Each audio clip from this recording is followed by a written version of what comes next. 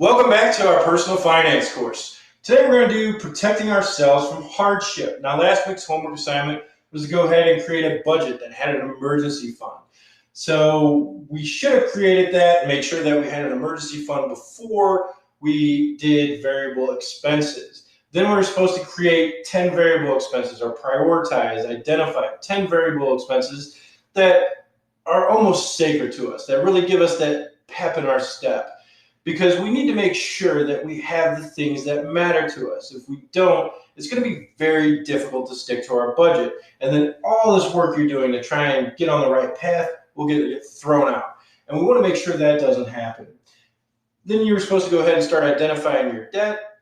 And then finally, we were supposed to see if you could stick to your budget. We want to make sure that you were able to follow through with the commitments you made to yourself. And if you weren't able to, then we need to make adjustments. And now that we have those 10 variable expenses we know that are extremely important, we know where we need to start cutting from. And if we have to get into those 10, we know we start with 10 and then 9 and then 8. We want to make sure that the ones we think are the most important, we don't get rid of, even if they're a higher expense, because we need to make sure we enjoy life. Because if life isn't worth living, then what's the point?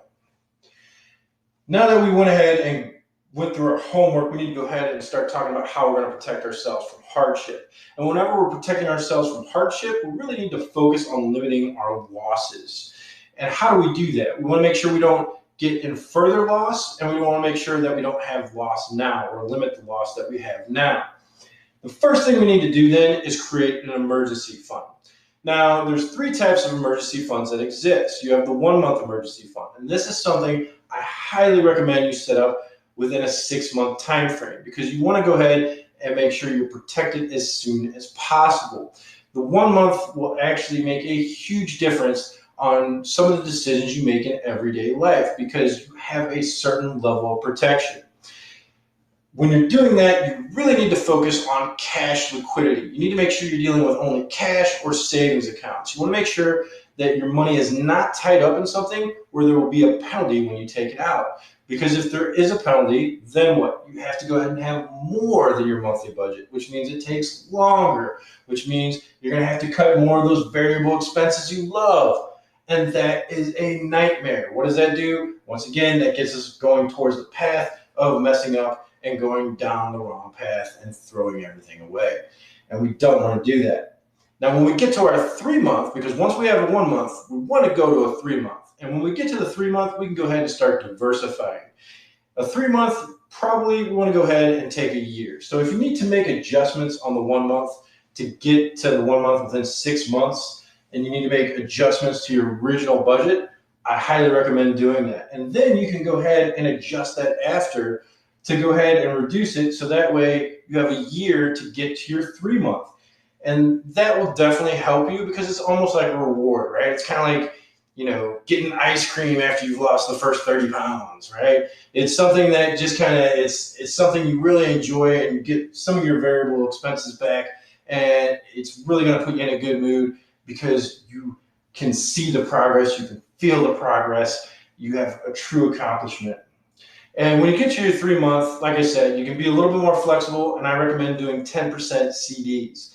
And part of the reason there is because with your CDs, you can have a 6-month CD and you'll get a better return on investment. And that's when you start having money actually make money for you.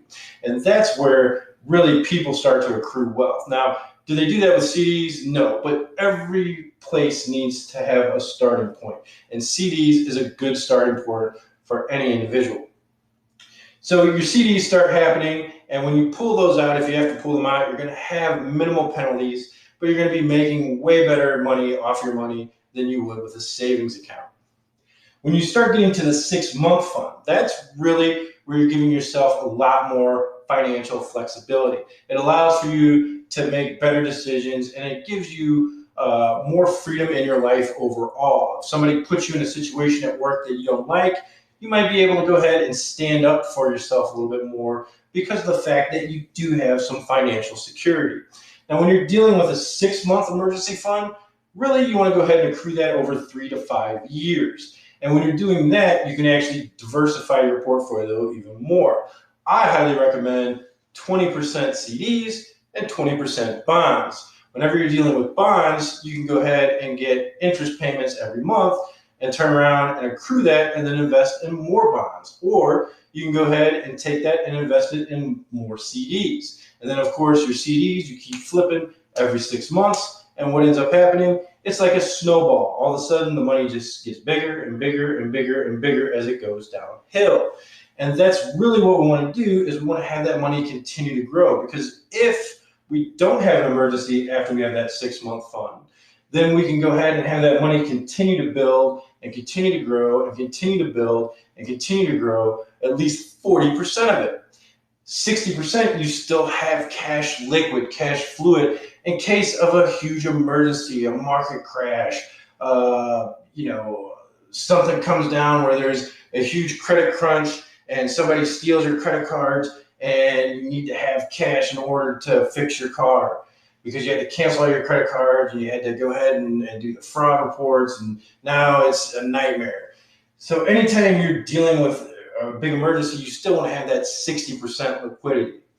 Now, once again, whenever we're dealing with protecting hardship, the other thing we have to focus on is limiting our losses. So this is limiting our losses future-wise. This is making sure we don't incur more debt and put ourselves in a worse financial situation. But how do we protect our good financial situation once we have that 6-month fund or once we have that 3-month fund? Well, we do that by limiting our losses. And how do you limit losses? Proper insurance. When dealing with insurance, you really have a couple terms you need to know. Compensation. What is compensation? That's the amount you're going to receive when an event occurs. You also need to know what your deductible is. So say you have a car accident, right? And they're going to pay you $9,000 for your car, but if your deductible is $500, really, what are you getting? You're getting $8,500. So that's the amount that's actually going to be taken from you first before you're actually paid a cash value. And then finally, you need to know what your premium is. And your premium is what you are paying to go ahead and get that coverage.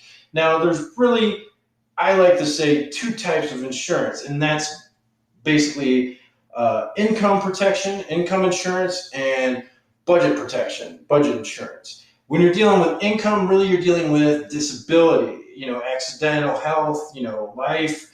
Whenever you're dealing with whole life, you can go ahead and have a point where the money will actually pay the premiums later on.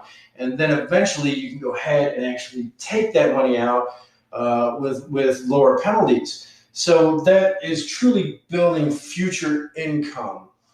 Whenever you're dealing with car, with health, with homeowners or renters insurance, you're really focusing on protecting your budget, protecting your assets, and protecting yourself from possibly having to file for BK. When you're dealing with budget, you're not going to have a set compensation.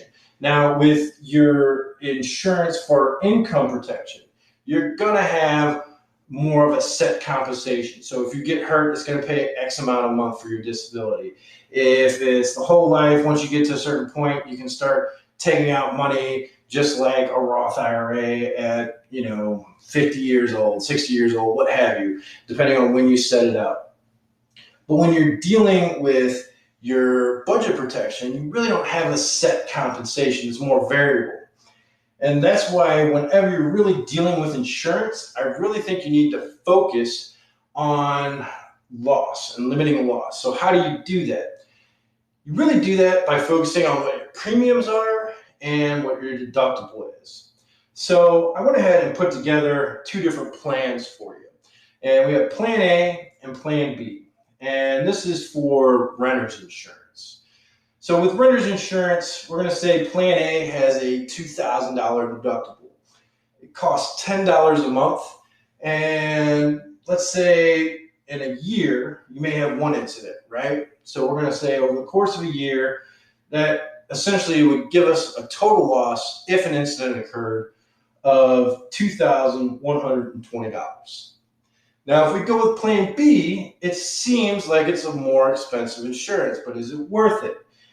And this is basically how we do a cost-benefit analysis. We say, okay, the deductible is $500, but I'm paying $40 more. I'm paying $40 a month, so I'm paying $30 more a month.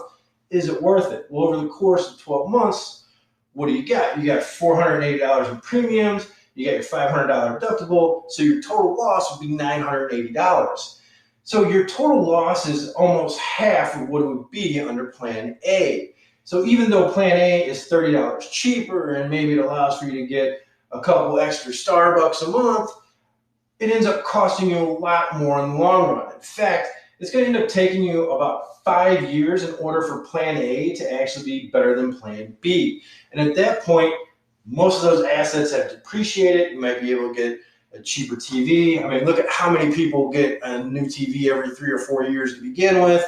Every Black Friday, boom, I see TV ads. Right before the Super Bowl, I see TV ads. So when you're dealing with that, I personally think you really need to get into a situation where you're protecting yourself for your first 5 years.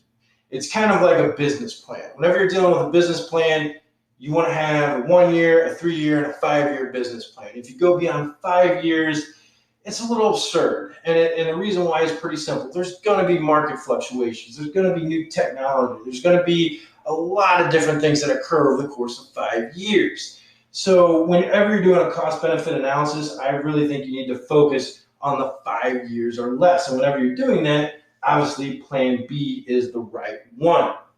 Now, you are able to see how to do a cost-benefit analysis.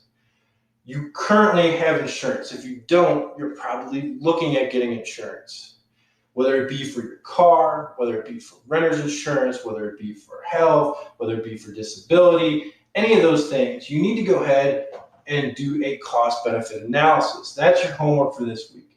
I want you to go ahead and create a new budget to make sure that your emergency fund will be covered, your 1 month emergency fund will be covered within a 6 month time frame.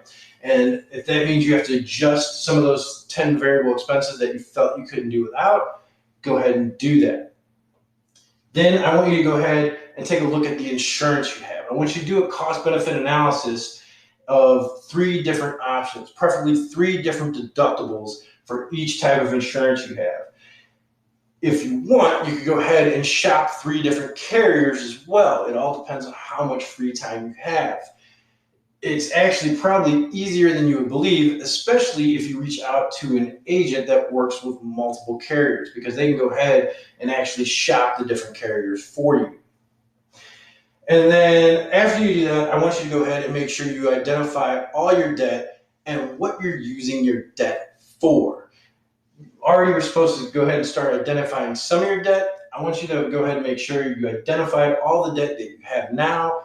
And I want to make sure you identify what you would see as possibly future debt. If you have an older car that you have completely paid off, but you really are feeling like you want a new car, then obviously a new car would be future debt. You need to start thinking about, is that something you need right away? Is that something that's going to fit in your budget?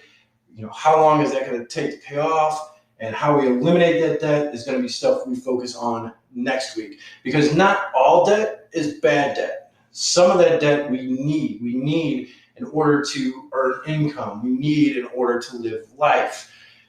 Identify your debt. Go ahead and adjust your budget. Shop your insurance. Get 3 different levels of deductibles.